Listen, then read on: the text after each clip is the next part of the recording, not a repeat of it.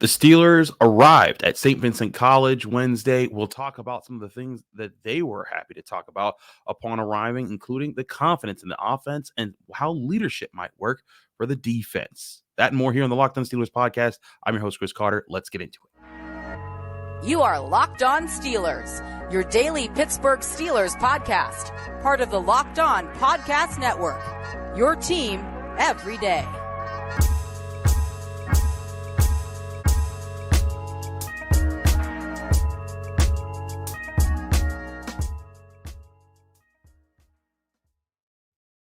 Hello and welcome to the Locked On Steelers podcast. I'm your host, Chris Carter, bringing you your daily dose of all things on the Pittsburgh Steelers. As always, you can find this show on your favorite podcasting apps and on YouTube. Like this video if you enjoyed. Subscribe to this YouTube channel to get all of our daily Monday through Friday episodes as well as our bonus content. We thank you for making us your first listen every day because we're your team every day.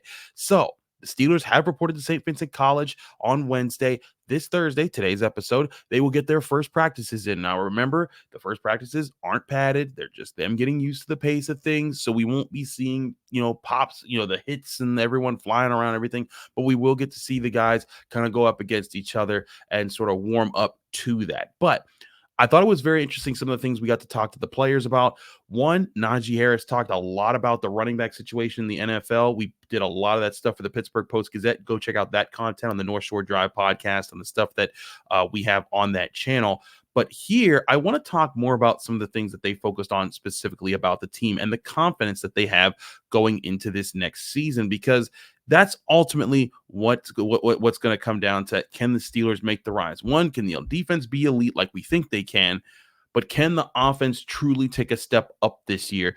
Najee Harris talked a little bit about that. Kenny Pickett also talked about the control he'll have in the offense. But I want to lead about Najee Harris's point. This was him when he arrived at Saint Vincent College and talked to us in the media about how they feel about the Steelers offense heading into the second year of Kenny Pickett and the third year of Najee Harris. How do you feel about this offense? Yeah, Kenny Pickett now in year two. Yeah, man. Kenny, like I said, Kenny Pickett is into year two, so he got a lot more experience. He finished out the rest of the season last year. He had some good plays, some great moments, and he had some good learning moments. I think that that's the best thing you can do is just get him experience. He's going to be a big part of this offense. Of course, it starts with him.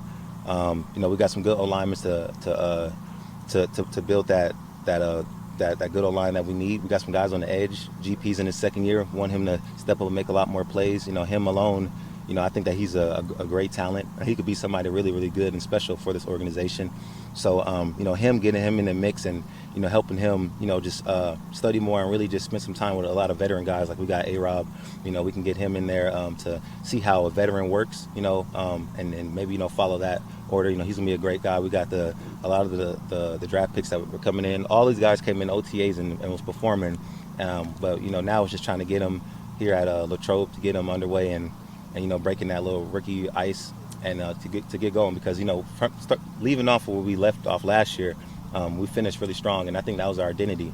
So we know what our identity is now. Now we got to move forward and keep doing it. And I think that we're going to surprise a lot of people this year. Not us, because we're confident in what we do, but we're going to surprise a lot of people. All right, thank you. So there you hear Najee Harris talking about how the Steelers think they're going to surprise a lot of people. Now, for those who watch this podcast or listen to this podcast, they might not surprise you, because there's a lot of you who, like me, think the Steelers will be a playoff team and will be a serious contender in the NFL. Maybe not a Super Bowl contender, but a playoff contender who could do some damage to some of the better teams in the league.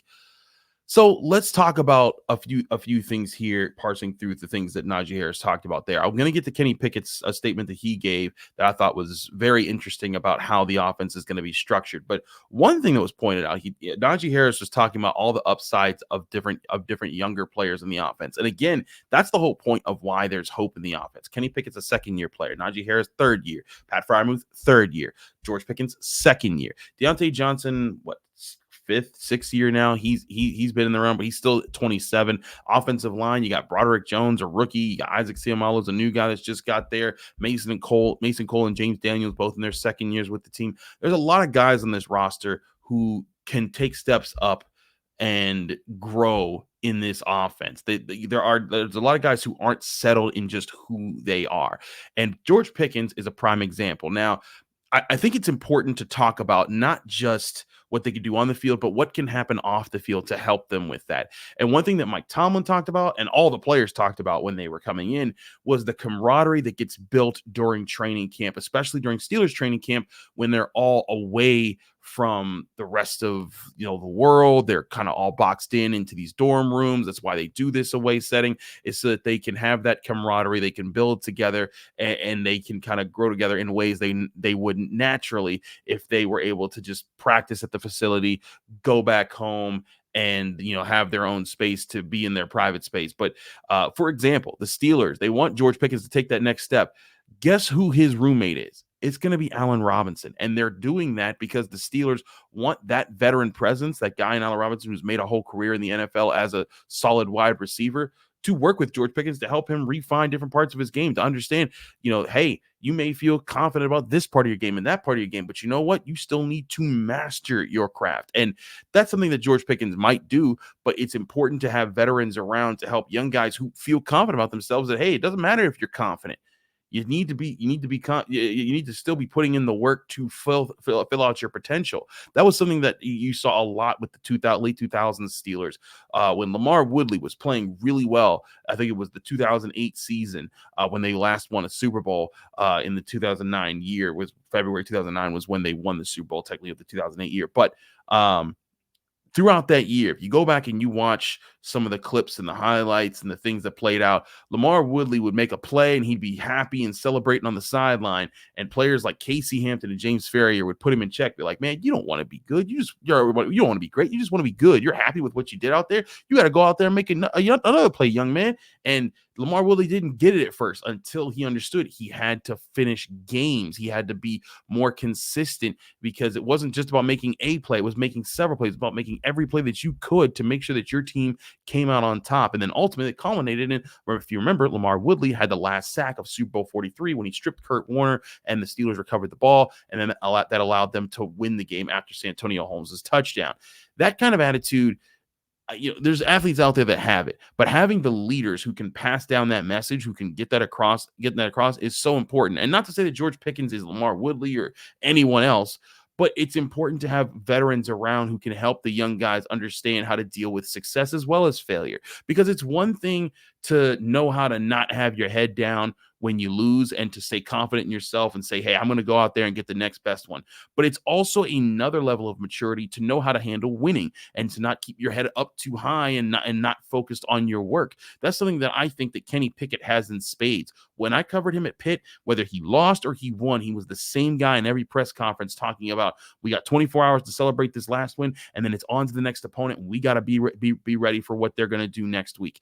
That's the mentality you need across the board. It's also the mentality that I think that Mike Tomlin is very excited to see from his entire roster going into this upcoming season. I want to talk about Kenny Pickett because he also talked about the control that he'll have in this offense this year that Najee Harris feels very confident about. We'll talk about that here on the Locked On Steelers podcast in a minute. Stick with us. I'm your host, Chris Carter. But first, before we do any of that, I want to remind you guys this episode is sponsored by eBay Motors. Now, eBay Motors is our partners now, and they've teamed up with the Locked On Fantasy Football podcast with their host, Vinny Iyer, to bring you some of the best fantasy picks each week all season long. Whether you're prepping for a draft or scouting the waiver wire, every week they're going to provide you with players that are guaranteed fits for your roster. So with draft prep underway for the upcoming season, let's see who Vinny has picked out for us in this week's eBay's Guaranteed Fit Fantasy Plays of the Week. Looking to make a smooth turn in your fantasy football snake drafts with the last pick of the first round and the first pick of the second round, you'll be guaranteed to have two of the surest performers going all AFC West with Raiders wide receiver Devontae Adams and Chiefs quarterback Patrick Mahomes. Adams has proved himself a reliable top selection in Las Vegas, while Mahomes will again operate with both the highest floor and ceiling among the standout luxury options at his position of quarterback. With eBay's Guaranteed Fit and over 122 million parts and accessories for your vehicle right at your fingertips, you can make sure your ride stays running smoothly. Air filters, brakes, batteries, taillights, alternators, shocks, struts, you name it, eBay Motors has it. And they'll make sure it's the right fit for your car, because eBay Guarantee Fit helps you understand exactly what part you need for your vehicle the first time you go and get it. So go forth, switch gears, crank the AC, and say goodbye to sweating if your ride needs a little fixing up, because now you know you'll always be set up for success from the get-go. With eBay's guaranteed fit, everything your vehicle needs is calling for everything your vehicle is calling for is just a click away. For the parts and accessories that fit your vehicle, just look for the green check. Get the right parts, the right fit, and the right prices at ebaymotors.com. Let's ride. eBay's guaranteed fit, only available to U.S. customers. Eligible items only. Exclusions apply.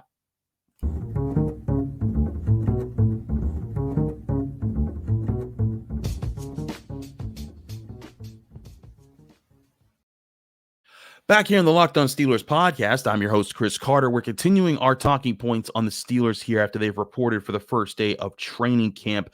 I want to flip to what Kenny Pickett said, because one of the main talking points we've had all throughout this offseason was, what is Matt Canada going to allow him to do? What is Matt Canada going to let him do in this offense?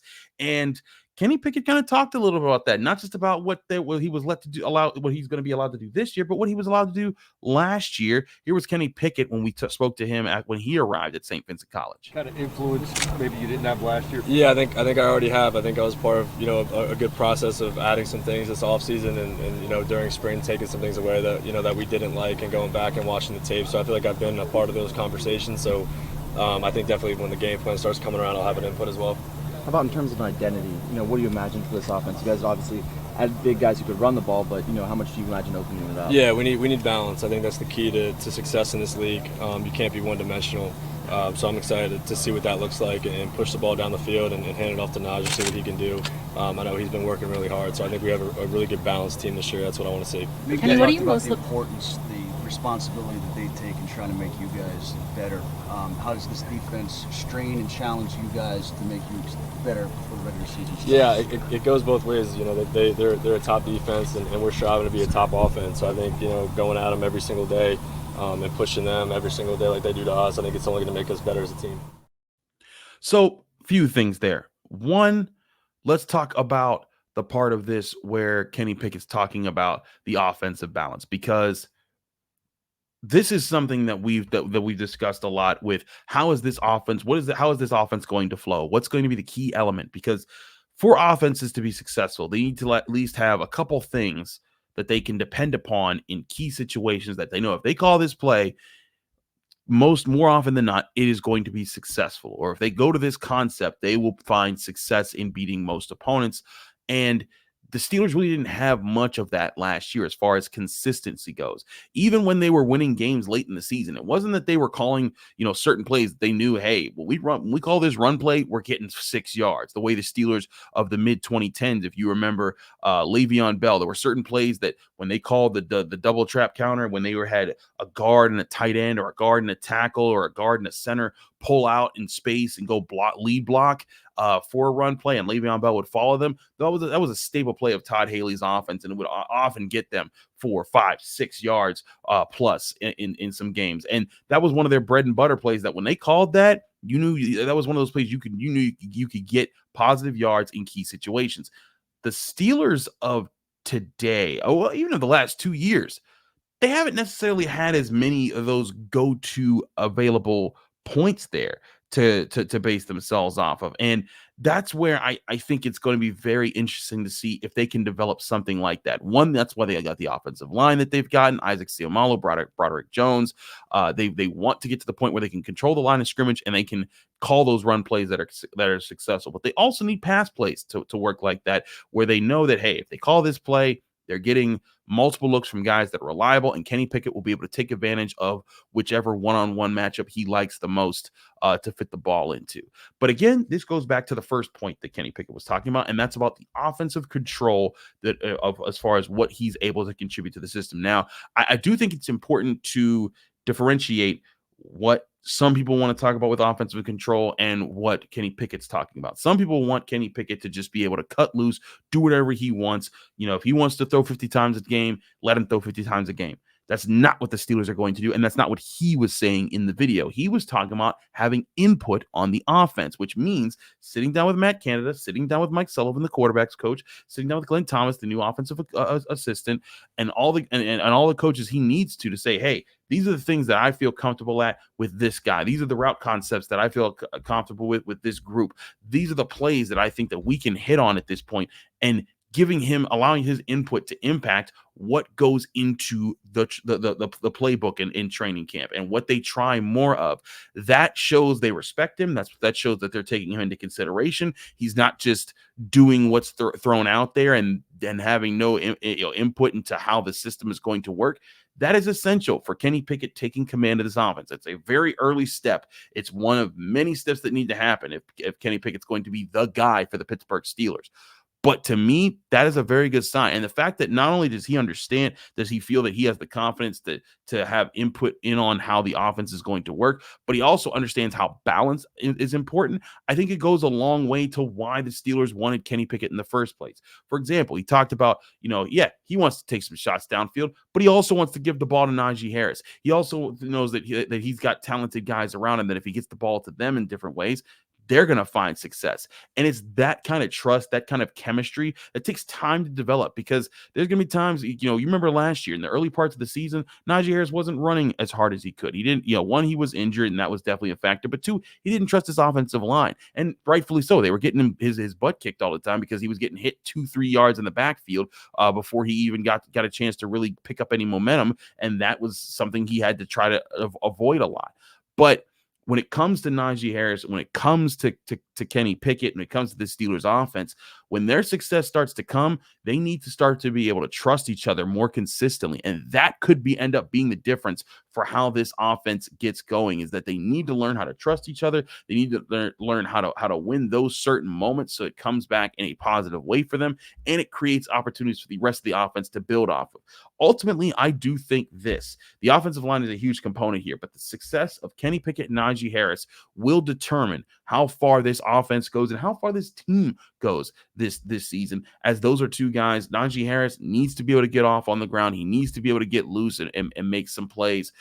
Kenny Pickett needs to capitalize off of that. And again, Kenny Pickett's not asking to throw the ball a whole bunch. He's just saying he wants to be able to throw the ball in certain situations, and it appears he's going to be in on those situations as far as how they're managed. And I think that's such a huge thing for the Steelers, to make sure that he is in the loop and he feels confident to understand what their mission is. Because remember, this is, as much as people are excited about Kenny Pickett, Najee Harris, Pat Freiermuth, Darnell Washington, Deontay Johnson, George Pickens, even if you're excited about Hakeem Butler, whoever you're excited about in the offense, that unit will not be as good as the Steelers defense. The Steelers defense is still going to be the driving force that wins them most of their games in 2023.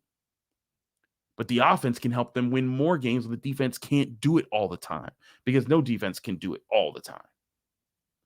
And that's where I think it's very interesting to see Kenny Pickett take ownership in the offense, in the play calls, and in the installs of what's going to be called more in the offense. And I think it's also interesting for Najee Harris to talk the way he does about Kenny Pickett. Najee Harris, he doesn't have time to play games. He was talking early in the day about how there's a clock on all running backs and what they have to do. Again, that was a very interesting discussion. I suggest you go check it out on the North Shore Drive podcast with the Post-Gazette and get all the things there. But I tell you right now, Kenny Pickett, he has earned the respect of Najee Harris, who knows that he needs to strike while the iron is hot, and he trusts that he can strike that iron with Kenny Pickett in the backfield with him. And I think that says a lot about what Kenny Pickett, the respect that he's earned and the respect he will continue to earn for the Steelers offense. So that'll be something that we'll enjoy watching as training camp opens up. Training camp starts today, Thursday. 1:55 is when the first official open practice will begin. We'll be here representing the Locked On Steelers podcast at training camp for that. But I also got to talk a little bit about the defense, because Alex Highsmith showed up, and he showed up. This was his first training camp now as being an extended member of the Pittsburgh Steelers, as a person who's gotten an extension Steelers. He has a contract that will keep him here for several years. That's going to pay him very well. We talked to him and TJ Watt, among others, but I want to focus on those two because it's some interesting points about leadership and what that's like for their position for the Pittsburgh Steelers roster. I'm your host, Chris Carter of the Locked On Steelers podcast. Stick with us. We'll be right back.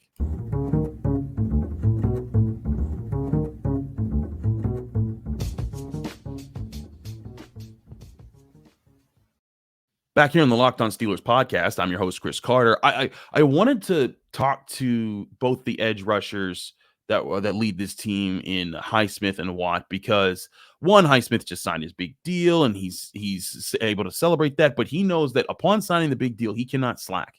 He needs to prove himself. If he wants to keep making that kind of money and also earn a third contract with the Steelers, because I believe his contract ends in 2027 when he's 30 years old. He'll want another one after that. He'll need to keep proving it. He'll need to keep growing. And if they want to be the top edge duo in the NFL, they'll need to do that. And part of that also isn't just about them just producing, it's also leadership. And Alex Highsmith has been a guy who is kind of not had to be vocally loud for the Steelers. He's just kind of been there, and he's been the guy who he follows. But I always, there's that classic saying, the best leaders are first the best followers. And I may have just butchered how that's exactly said, but you get my point.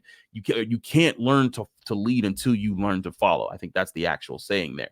And this is where I think Alex Highsmith comes in, because Alex Highsmith has been a trooper for the Steelers. He has followed the right guys over and over again. He's learned. He's been quiet. He's been a guy who set the example. And when I asked him about leadership, he talked a lot about that in his role and understanding that that's still part of what he needs to do for the Steelers. Here was Alex Highsmith on Wednesday talking to him when he arrived at Saint Vincent College about leadership on the Pittsburgh Steelers and what his role is in that position. With how long you've been here now and several years to come? Yeah, for me, I felt like I've always been a lead by example guy. But now being here, going to year 4, I feel like I can be able to use my voice more and stuff. But for me, it's always been just work hard and let guys know how, lead by example. And I feel like I've always been like that. And so I think this year, stepping up and more of a vocal leader is what I'll probably be doing. But I've always been lead by example, and I'll continue to stay that way. Alex, is there a focus for what you guys want to accomplish or do this year? Is it time to win a playoff game? It's time to win a Super Bowl.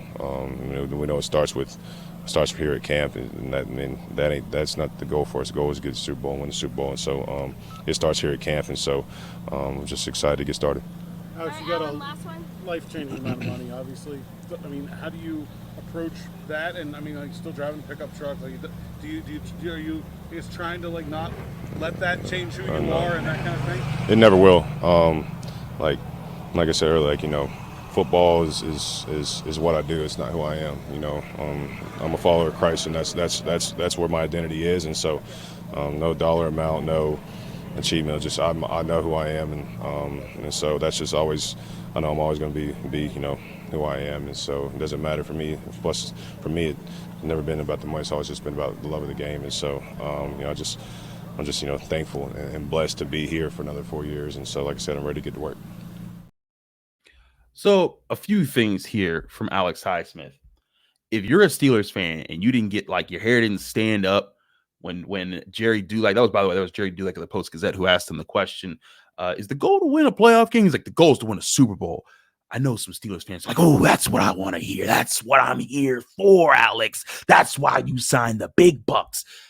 That was a pretty cool moment. But I think that's also embodies why the Steelers and him get along so well. He gets the messaging. He gets what he needs to say. He understands his role and everything. But you also heard when I asked him about the leadership question. He talked about you got to lead by example before you lead anything else.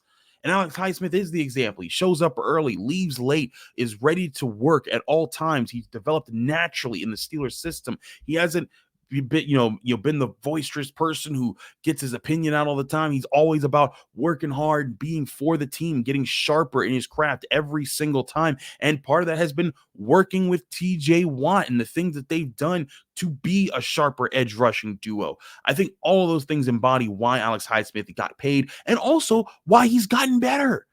Because he's embraced the right things. And in fact, I talked a little bit about, I asked TJ Watt about, some of the drills that they do. When I talk about this on the show a lot. If you ever at Steelers training camp practice, watch those two. When the first team defense does their thing and they go through a unit and they go through a practice session and then they come off because the second team is on or special teams is on, the first thing you'll often see is TJ Watt and Alex Highsmith. They'll go off to the sidelines by themselves somewhere and they'll start doing hand drills. They'll start doing, they'll start counting each other, just practicing their technique and honing that. And I asked TJ Watt about that and how they plan to carry that on, not just with each other, but also with guys like Marcus Golden, Nick Herbig, guys that they've added to the edge rusher position. Here was TJ Watt talking about the chemistry that they have in the outside linebacker group. Big, and I mean, that's talking about the stuff where it's just eye contact, where we're picking up on things out on the field, where I can just tell him little cues, or he can look at me and I know exactly what he's thinking. If he's going to go inside, so I have to cover him around the edge and the backside. just the whole front. We continue to grow. I think Dunbar has done such a good job, and Denzel Martin, of just getting us all on the same page, and that's why it's so important for the pass rush. We're all in the same room, and it's been beneficial to us. A lot of times in practices, like when the first team goes off, we'll see you two kind of just doing hand drills together, working together on technique. How much will you guys start to share that with Nick and new guys that are on the team working with you guys? Yeah, anybody who wants to learn and grow, we're always accepting of them. I'm never going to force our stuff on them because I'm not one to claim that what we do is the best to do, but just trying to stay busy and warm up and activate the hands when everybody else is doing a special teams drill has been beneficial to us. So first of all, I think it's very humble. It shows the humility and the level of humble that you get from TJ Watt when he's like, I'm not going to force the way I came up on somebody else. That is TJ Watt. That is the defensive player of the year from 2022, or 2021, excuse me. That is the guy who tied Michael Strahan's single season sack record of 22.5 sacks and is widely known as one of the best defenders in all of football. And he is saying, you don't have to do it the way I did it. A lot of humility in that statement. And also, I think, again, at the core of who he is, and you hear at the core of who Alex Highsmith is, he doesn't think it's all about him. He's focusing on the team, and both of them are. But both of them are also saying, yeah, we'll help whoever we need to help, but also the chemistry that those guys have and how they've now worked together for years. TJ Watt, when he came up in the NFL 2017, 2018, 2019, and 2020, he was working with Bud Dupree. He was with his guy, but him and Bud Dupree were thick as thieves. They had dances together. They celebrated together. And everyone thought when Bud Dupree left, I'm like, man, the Steelers won't get another guy like that to pair with TJ Watt. And then came Alex Highsmith and how well he's developed. And now you have two guys who, again, have the chemistry, have the understanding, know how each other want to win, know how to win with each other, and know how to base their moves off each other, and also work together to help each other get better, and are going to probably help other guys get better. All of those factors play into why I still think these guys are going to be the best edge rushing duo. But I also think they also play into the dynamic that the Steelers need for this team to build this core for the future.